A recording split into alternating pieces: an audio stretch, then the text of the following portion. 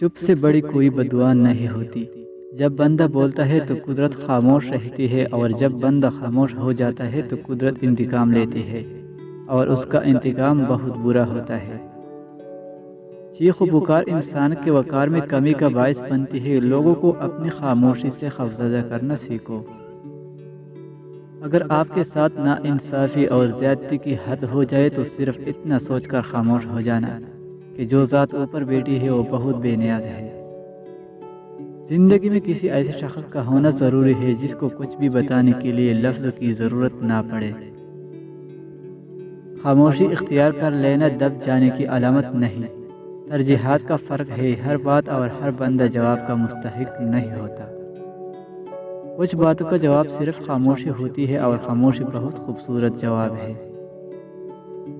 ان کی خاموشی سے ڈرو جن کا آپ نے دل دکھایا ہے، کیونکہ اگر انہوں نے کچھ کہا نہیں یا کیا نہیں تو بدلے میں اللہ ضرور کرے گا۔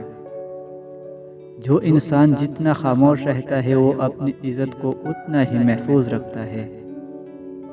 دو چیزیں انسان کی کمزوری ظاہر کرتی ہیں، جہاں بولنا ہو وہاں خاموش رہنا، اور جہاں خاموش رہنا ہو وہاں بولنا۔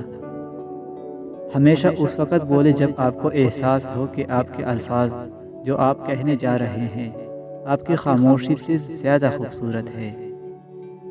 کسی کے ساتھ لڑنا جھگڑنا انسان کے وقار میں کمی لاتا ہے۔ لوگوں کو اپنی خاموشی سے ڈراؤ۔ جو انسان تمہاری خاموشی سے تمہاری تکلیف کا اندازہ نہ کر سکے، اس کے سامنے زبان کا اظہار کرنا صرف لفظوں کو ضائع کرنا ہے۔ کبھی کبھی حق پر رہنے کے باوجود خاموش رہنا پڑتا ہے، اس لیے نہیں کہ ہم ڈرتے ہیں، اس لیے کہ ہمیں رشتے بحث سے زیادہ پیارے ہوتے ہیں۔ خاموشی کی ایک دنیا ہے، اس میں اگر آپ داخل ہو سکتے ہیں تو پھر آپ ہی اس کا مزہ لے سکتے ہیں۔